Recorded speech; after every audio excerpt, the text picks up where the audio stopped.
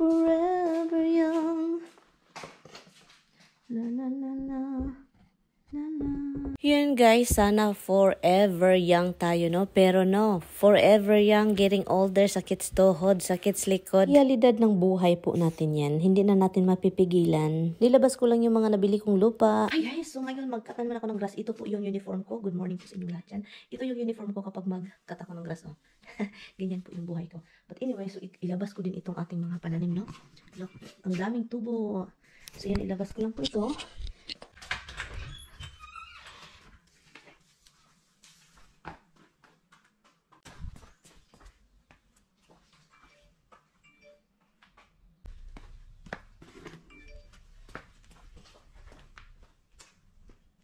Meron din tayo dito.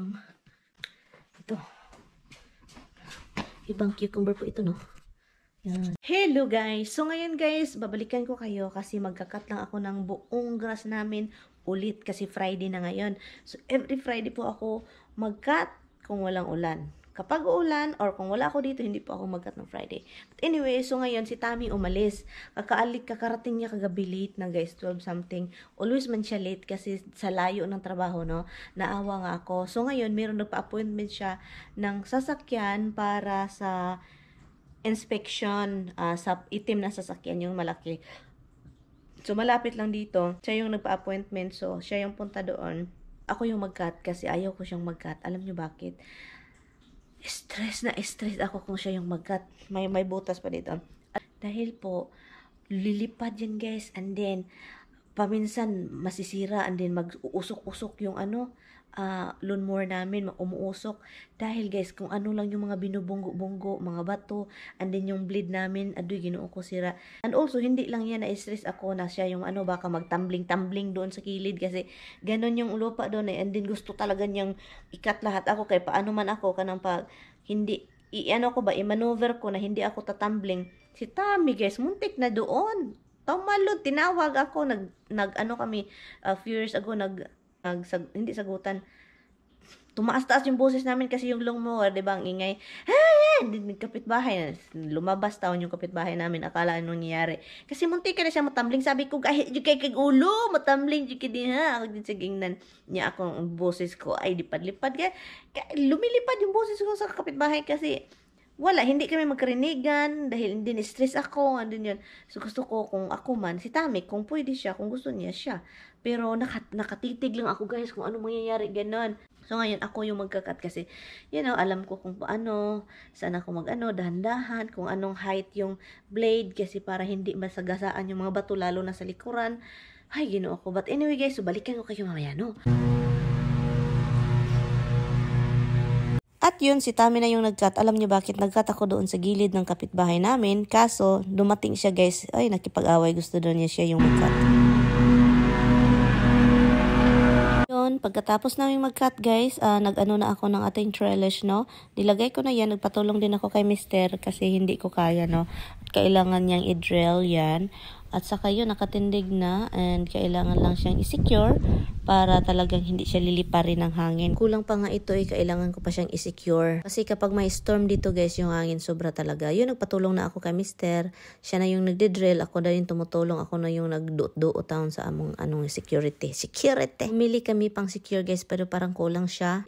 Ako kontento sa nilagay namin. So kapag may tanim na ito, kailangan ko pa siyang i-secure, no? Ihikot dito sa aming fence para naman hindi talaga siya lilipad. Kasi kapag may nakakapit na dyan na cucumber, kamatis, mabigat na yan. So madali na siyang dalhin ng hangin. Buti na lang si Mister marunong din siya yung mga tulong-tulong ba, secure. Pero ayaw talaga niya yung mag-garden. So yun guys, yung lupa na nilabas natin kanina sa sasakyan, dalhin natin doon sa ating garden kasi kulang pa yun siya. Alam niyo, excited na akong magtanim. Kaso, maginaw pa talaga. Excited ako magtanim para madali ba, para mayroon tayong ma-harvest agad. So yun, hintay-hintay lang tayo hanggang okay na yung panahon.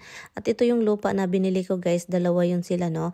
At kailangan lang natin silang ihabwa doon, no? At saka ipatag, i-mix natin ng maayos. Itong mga lupa dito guys, may mga organic, may mga hindi organic. Yung iba, sobrang baho talaga siya dahil organic. Yun yung totoong talagang mix with tai sa baka. fertilizer daw yan guys. Namit gid yung ating mga gulay gid. Pero yun talaga yung mga gamit na mostly dito sa mga farm, no? Fertilizer at saka kundi yung mga nag-collect sila ng mga tae. Ado ginoo ko tae. Imaginein mo. Pero okay lang yun, Jess. Ganyan naman talaga dapat, no? May fertilizer, organic pa. O diba guys, dito lang muna tayo. Salamat pala sa panonood ninyo guys. At sana magkita-kits pa tayo dito hanggang meron tayong ma-harvest at gaganda yung ating garden. Thank you. Kita-kits tayo next time. Bye!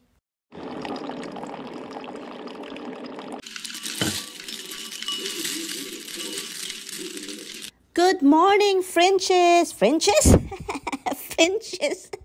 Anyari sa akin? Bakit naging Frenches? Friendship pala ay naging Frenches. Bakit na cheese ang friendship pala? Good morning po sa inyo guys. Nag-ano po tayo dito, no? Ang kinain ko lang dito is, alam nyo na nakikita ninyo, cereal po. Mag-cereal po tayo guys. Ito po yung umaga. Kasi po, mag-ready po ako, no? Cereal at kape lang ating kainin. Dahil po, ngayong araw is maglilinis.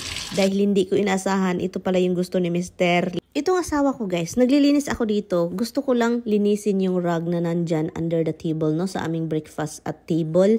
Pagkatapos niyan, sabi niya, so kailangan nating protektahan yung wood. So, sabi ko, bakit ngayon? Ang dami ko dapat gawain. So guys, wala na akong choice guys. Hinakot na niya lahat. So tinulungan ko na lang siya kasi wala na. Kapag si Tami na yung magsasabi guys, wala na akong kasi hinakot na niya yung mga gamit. So tinulungan ko na lang siya para malinis yung aming floor kasi maprotektahan, no. At isa pa, kailangan talaga dahil yung mga paa ng aso namin, grabe, magdidig talaga guys. Kung walang protection itong floor namin, as in halatang halata na talaga na ang daming scratches, no. May mga scratches na nga hindi masyadong kita dahil nga pinoprotektahan namin. So ang ginagawa ko dito is nagmamap ako, no, para mawala yung mga ganki-ganki, yung mga tira-tira sa pagkain nila, mga footsteps ng aso na matagal na, or sa amin, yung mga dirty, kailangan yung dirt kunin, buhok, yes, buhok ng alaga namin, buhok ko, buhok namin lahat, kailangan kunin. At finally, guys, hindi ko na guys, no, tapos na pala ako dito nagprotekta, shiny na, wala ng buhok, walang perfect yung pagkalagay ko dito, at saka yun, binalik ko na yung rug, dahan-dahan na namin binalik, at yun, finally, tapos na. Ilang oras din ito, guys, kasi kailangan i-dry talaga sila lahat. So, andito ako sa labas dito, at linisin ko lang itong rug, no, inano po ito ni Mr. ini-steam niya, at saka ginanon ko lang kasi dusty, kahit ilang bisis ko na po ito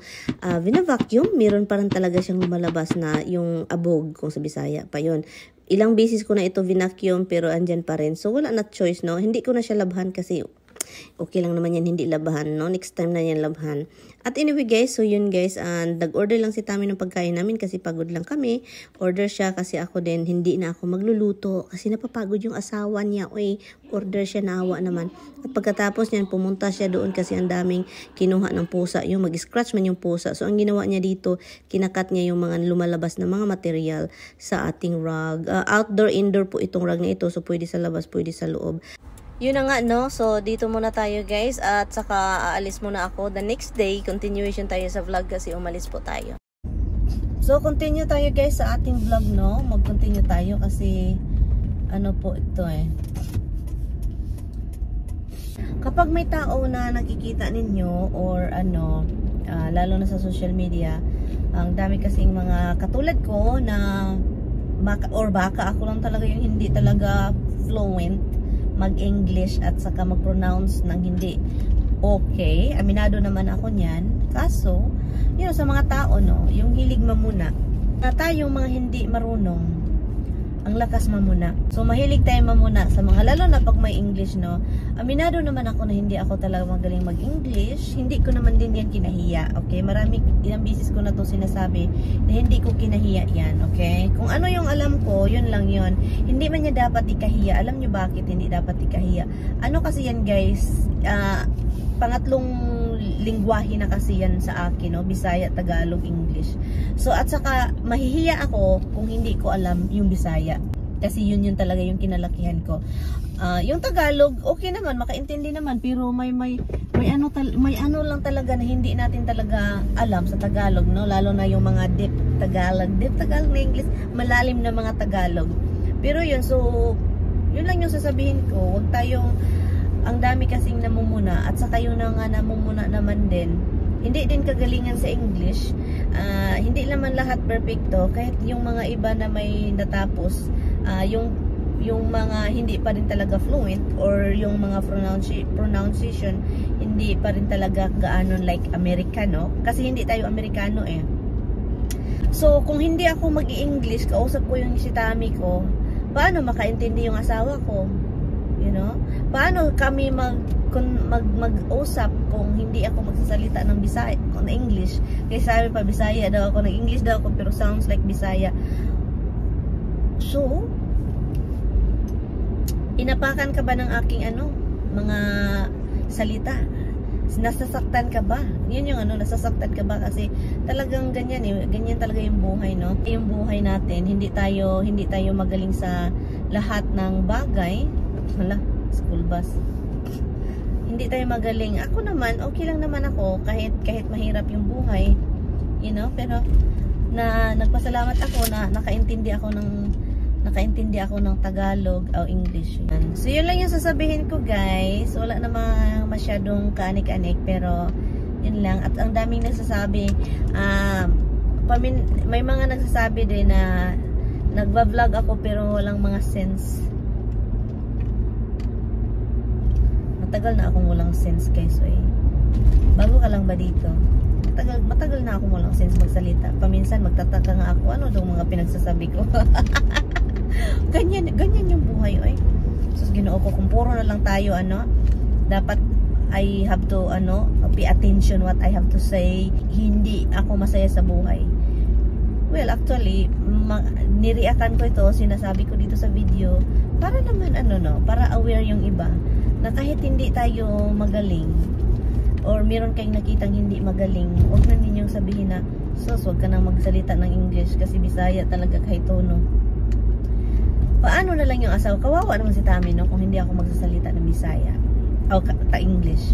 So kung magbibisaya ako, puro lang tayo Bisaya, nga si Tami, kawawa naman yung asawa ko. No, hindi na yan mag-aral ng totally Bisaya kasi mahirap na, may edad na yun, guys. May edad na. Ang buhay is very maikli. O, diba? Very maikli yung buhay, guys. So wag tayong puro maging masaya tayo, you know? O yung iba talaga hindi masaya kung ano nila nakikita sa akin. Wala naman dapat ikaano sa buhay ko. Well, actually, yung buhay ko dito, maraming nagsasabi na wag tayong i-ano lang. Well, masaya naman ako, no, kung asan ako ngayon. Kasi masaya naman ako talaga. Pero yung iba talaga hindi masaya. Masaya dapat nakakain kayo, meron kayong pamilya, or meron kang anak, meron kang asawa. Dapat masaya ka na din sa buhay mo, hindi ka na pa. So ngayon. Anyway, so yun lang, guys. Pasensya na kayo sa akong kunot na kamot, no, kay wajud na yung labot. Ayaw jud na ninyo hilabdi akong kunot na kamot kay mao jud na akong asset. Charot. Mao jud na akong asset ang kunot na kamot. So sa asa ka mangita ana, pati akong asawa giingnan ko nga imong kamot practical lang. Si Tami lang dapat ang magingon anak kay siya may akong banat. Charot. So anyway, guys, so yun lang, guys.